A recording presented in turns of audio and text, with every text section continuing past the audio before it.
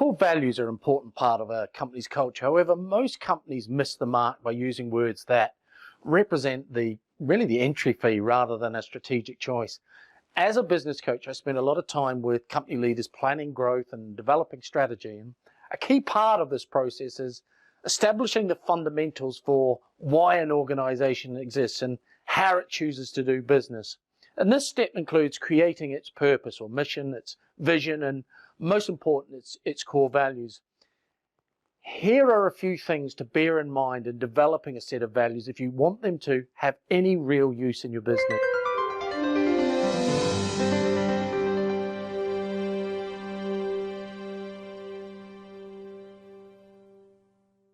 Unfortunately, many companies miss the mark when it comes to creating an effective set of core values.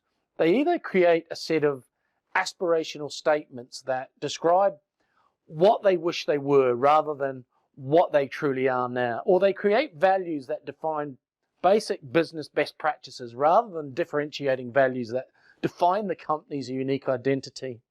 Welcome to Summit Scale, where entrepreneurial business owners come to learn how to grow their small businesses into mid-sized companies. Core values like missions and visions are there to help leaders in a company make tough decisions about how they execute their strategy. They provide a scaffold or act as guardrails about what is the right and what is the wrong path to take. A good set of company core values should make it easy for everyone to make tough decisions. When working on your core values, here's a few things to keep in mind that will improve their effectiveness as a decision-making tool. Number one, focus on who you are, not who you wish to be. Too often I see core values that are aspirational rather than descriptive. A team declares that punctuality is a value but starts every meeting 10 minutes late, or claims transparency is important but then cloaks their leadership team meetings in secrecy. Instead, focus on how your company is unique. If you like to have fun and be silly, own it. If you're brutally competitive, then celebrate it. Values are not good or bad. They are simply who you are and how you see the world. Number two, avoid platitudes and best business practices. I'm very wary about core values that use words like honesty and integrity. These are things every business needs to have to operate ethically. They are the foundation and should not be choices you've made. Even values like hard work or teamwork are difficult unless you can make a specific case. And the test for these is to ask if any other company could say it is not going to be one of those things. A company would have a difficult time saying honesty wasn't a value, which means it's not a value that helps define who you really are. However, a company could say that teamwork isn't a value because it focuses on being competitive instead. And in my view, respect to any business that is that self-aware and bold enough to own that value. And number three, identify what you're willing to give up.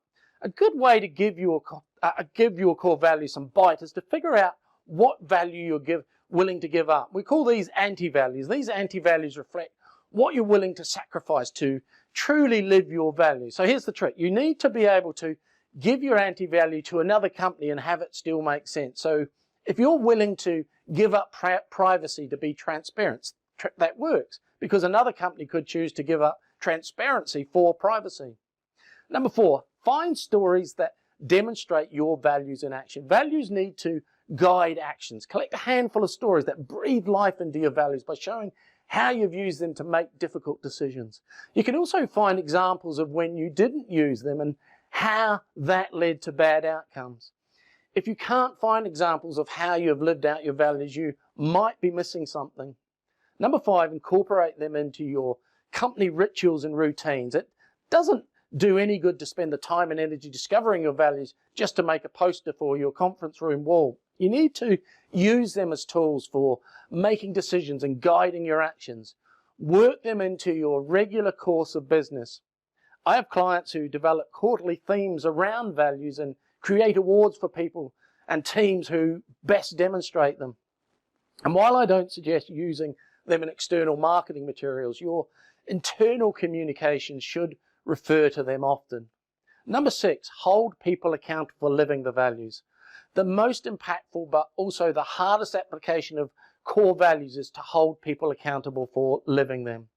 working them into the professional development and review process is critical. And if need be, you should be willing to let someone go if they repeatedly act in conflict with the values you've agreed to. I'm Shane Spears of Summit Scale. See you next time.